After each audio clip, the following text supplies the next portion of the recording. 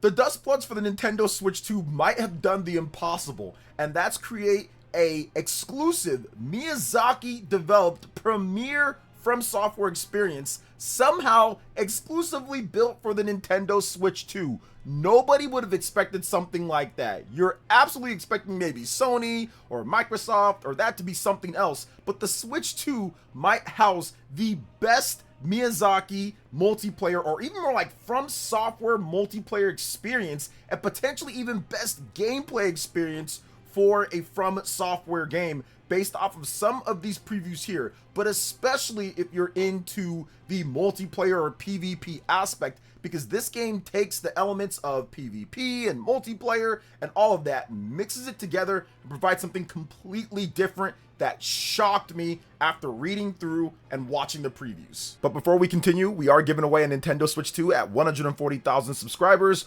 or on September 1st, whichever comes first. Subscribe, like, comment. The winner will be chosen at random, and it's a worldwide giveaway. Thanks, peeps. I guess I was wrong when it comes to the Duskbloods. I mean, I didn't say that I think the game was going to be bad.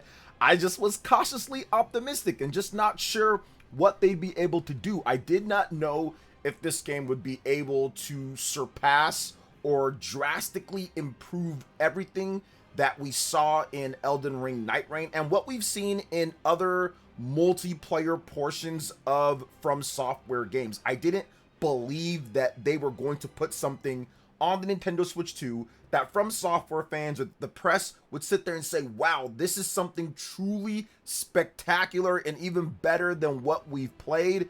But I guess I was wrong. The previews are up for the Duskbloods, and it actually has me excited to play as someone who's not a big Souls game player, not a huge multiplayer guy. But the Duskbloods seems like that this could be the type of multiplayer game that could get me into multiplayer games. It almost feels like it's a fully fleshed out real version of Anarchy Reigns, the game back in the day from Platinum. This seems like it's like that, but significantly better than anything that that game was trying to do, because it's Miyazaki, because it's From Software, and because they built something over the course of their multiplayer experience and also what they've done with Night Rain, even though that wasn't Miyazaki. But they put together something here that a lot of the previewers and people were blown away while playing. And even some of the leaks that came out didn't show the full aspect of what this game is. Now, I want you guys to check out what IGN said about the game in their preview from the very beginning. From Software isn't new to multiplayer. Invasions have been a staple in the Souls games, and we just came off of Elden Ring's co-op twist with Night Rain. But the Duskbloods is something very different and new territory for the team, and to simply label it as a PvPvE game is to really undersell what it is. It has that familiar tough action combat packaged in phase-based matches where 8 players compete for what are essentially victory points on a map in order to advance to subsequent phases, which then concludes in a 3-player PvP brawl.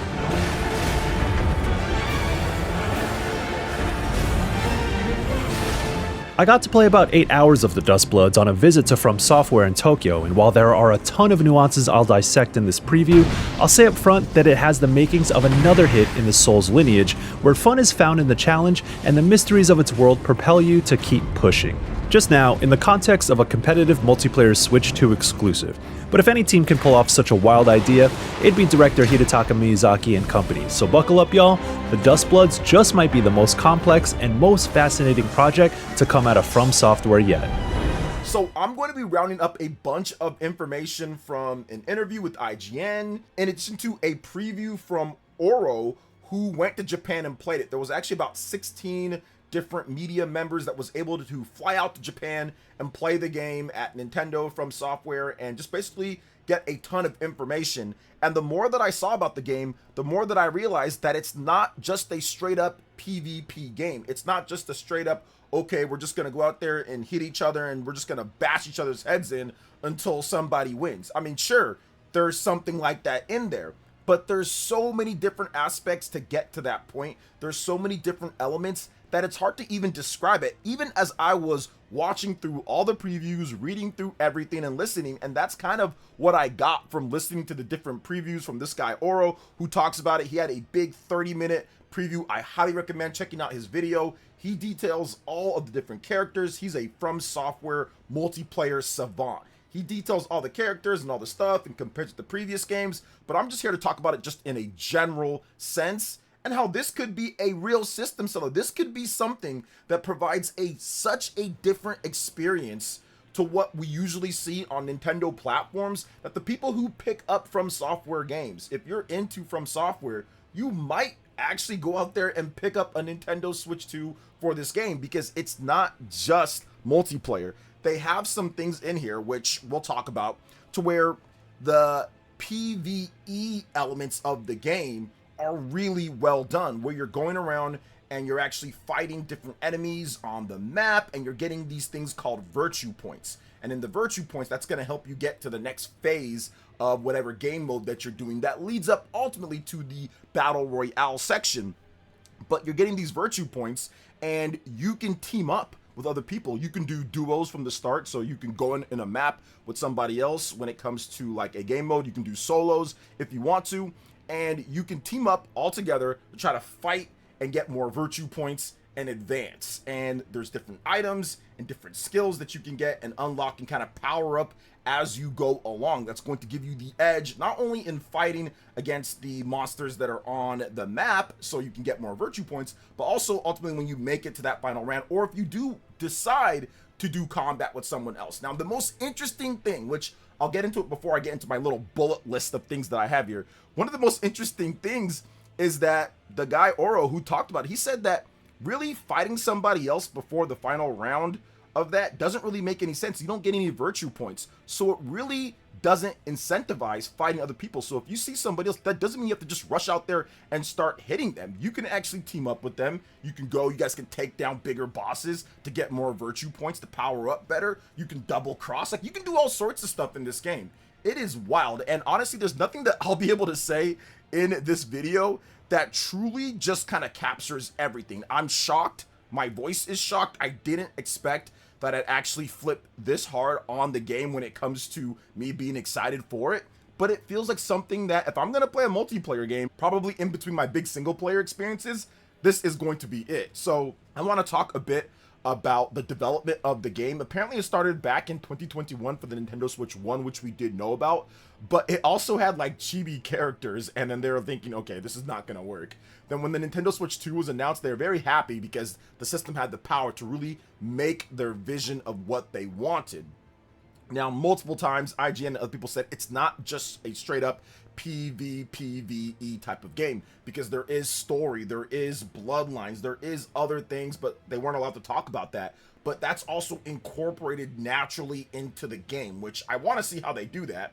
Matches can take up to about 30 minutes per a match, so it is a bit of a time investment per a match, but there's a lot of lore and apparently things that happen, but once again, they couldn't talk about that. Now, it's 8 players compete for victory points, or their virtue points, on the map in order to advance to the next phase, which ends in the Battle Royale. Now, it does, according to IGN, have the makings of another hit in the Souls lineage of games. Not just the multiplayer stuff that they've done, but all of the Souls games. Now, when it comes to the actual combat and kind of what it does there, according to Oro, who talked about this, he said that there's going to be stagger dodges, which are very important. You want to stagger people and not get staggered yourself, and your stagger dodge kind of like increases over time, or more like it recovers. So if you get hit and you're about to get staggered, like you can kind of dodge, you can kind of get out of the way, and then it recovers. But then once you get that stagger all the way down, you can do massive damage. So you absolutely want to do that in this game. A lot of characters, pretty much all characters, have like multiple jumps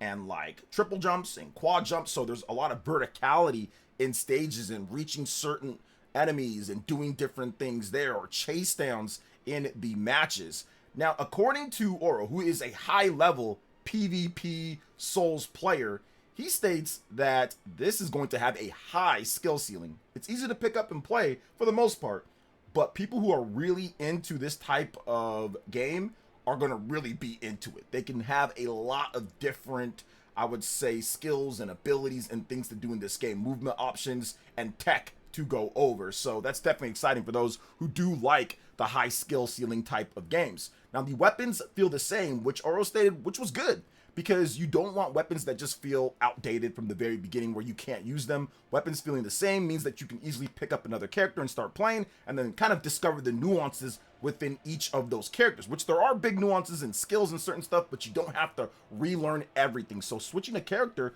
can be a good thing in this game. Now he also states that this is where he truly feels that PvP was put first. The multiplayer experience was put first, even in games compared to like Elden Ring Night Ring, which is a multiplayer game. He feels that it's significantly better on how they structured this game than anything else that they've done before with any of their PvP or multiplayer. All of the characters that he tried out were fun to play as. I think he got about 6 characters. So once again, I'll have Oro's full preview linked in the description. You can check out what he says about each character. There's story elements, but that's going to be for the full game. They weren't allowed to talk about that. But apparently the lore and the items and the bloodlines and everything that it's told through are super high quality. So he feels that it's going to be really good for those who are even looking for somehow a story in this PvP type of game. Now let's talk about the performance. Now this has been the interesting thing that people are talking about. What was it going to be? 30 FPS, 60 FPS? Well, it looks like it's somewhere in between.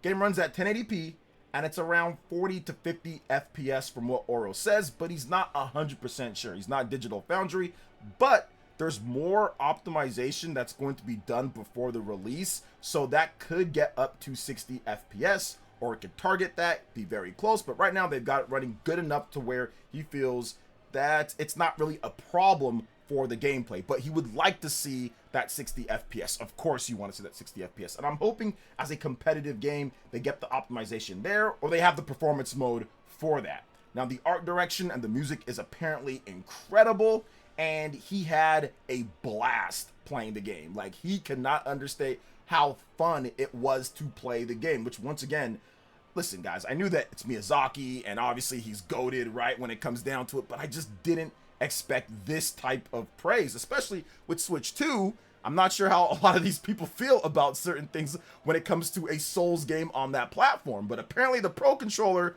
and the Switch 2 was putting in work in Japan, and these players are putting in work when it comes to these previews. So I like what I'm hearing so far. Now it's structured in a way to where other players do have a chance when it comes down to it. Sure, high skill ceiling, but everybody has a chance to kind of really play and get abilities and be in the thick of it towards the end. Now there's also going to be bug fixes and balance patches with the full game, so afterwards they are going to take a look at things and make sure everything is running and looking smoothly. You're going to have private matches with friends, you're going to have ranked, you're going to have duos, so there's going to be a full suite of multiplayer options for you and for your friends. So there's going to be great options whether you just want to go in there alone and play or play co-op with someone else. Now, the big thing, like I talked about here, was the virtue. You don't get any for killing other players until the final round. Now, obviously, the final round, you battle it out, and it's like everybody for themselves for the last part. But what you can do is that you can team up, and instead of just going and attacking somebody, everything feels very intentional, according to Oro's preview. He says that there's no need to go out there and attack someone when you can team up and take down different enemies and get way more virtue, get way more skills, and be fully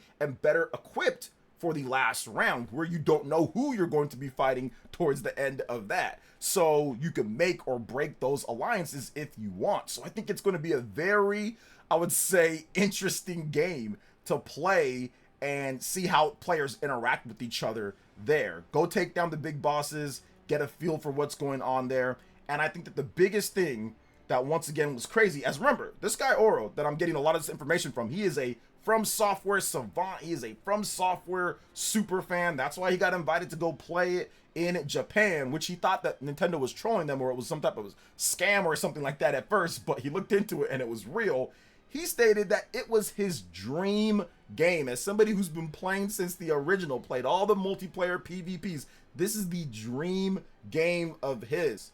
I honestly think this has an opportunity, because it's Miyazaki, because it's the Souls gameplay, because it's just what they're doing here with the multiplayer and what the previews are saying so far. This has a chance to be a really highly rated game, maybe a 90+ rated game, maybe a game of the year candidate. But I do believe that this can be something to where, once again, highly rated, and it gets people who would never look at a Nintendo system to say, okay, what's that over there? Maybe I'll try this out. Maybe I'll get the Switch 2 and I'll pick up the Duskbloods. And since it's a PvPvE game with new content being added in and new stuff and balance patches and all that, you can play it for a long time. So the Switch 2 is going to provide you value. It's not like you're going to pick up the game and then play it for, let's just say, 20 hours in the game if it's a single player, or play it for 30 hours or 40 hours or 50 hours, then be done. If you're someone who loves From Software PvP or loves From Software Combat, this gives you an endless type of From Software game to play that's going to change up pretty much every single time that you play it based off of the previews. So these are the things that shocked me about it. Now, there was a bunch from the interview as well, and Miyazaki talked about how they wanted to make a game that they wanted to make. This was a game, like, why isn't it a single player game? Why didn't you guys do that? They said, hey, look, we want to make a game that we want to play, and it ultimately ended up just working out the way that it worked out. And based off of what we've gotten from the previews here, it looks like that might have been a good decision. Now, Miyazaki also talked about why the Duskbloods, or how it's a Switch 2 exclusive. So he said this, quote, in terms of the reason that we initially decided to go with Nintendo, we had an opportunity to discuss the idea for the game with them, and I think they seemed very excited and very receptive to the idea. They seemed very forward-thinking in terms of how to do it. Before considering the business aspect of it, that alone was something that I found very appealing and gave me a lot more reassurance for moving forward with this. Of course, the game isn't out yet, so there are more things to consider, but in terms of the relationship currently and how we think it's going, up until this point, the systems and the overall rule set of the game are very unique, and I think having someone who can constantly give us feedback, support additional ideas, and the balancing first of all, because these features are quite complex and difficult, having this relationship is definitely key to that. Also, with the complexity of the systems, the onboarding tutorials, and making sure players understand how the game works and how to succeed in the game is something we've historically not been super great at conveying instantly. We've definitely just dropped players in and hoped they would figure it out. In this case, Nintendo is definitely the right partner for better conveying that information in a way that is understandable to the player. It definitely suits their strengths. So there you go on that. That's why it's an exclusive. Nintendo said we like it and we're gonna fund it, or we're gonna help fund it, or we're gonna do something when it comes down to the game. So it seems like it's going to stay exclusive, at least for now. And I don't know if that means timed or not, but it does seem like Nintendo had an integral part in making this game actually become a thing. So we will see going forward as we get our hands on it. There is going to be a network test. I'll be playing that, so let's see how it all works out. I hope I enjoy the game. I'm not big on multiplayer, but when a multiplayer game gets me, like Smash Brothers or Mario Kart or certain games, I'm in there when it comes down to it, like Splatoon. So we'll see if this one can kind of form into some of the multiplayer games that I do like. So what do you think about everything that we talked about here? Let me know in the comment section below. All right, peeps, that wraps it up for this video here. Thank you so much for watching. I do appreciate it. Please make sure you hit that like button, subscribe if you're someone new, click that notification bell, and check out my other Nintendo Switch 2 RPG content and more right here on screen. Thanks for watching, and we'll catch you for the next one. Peace.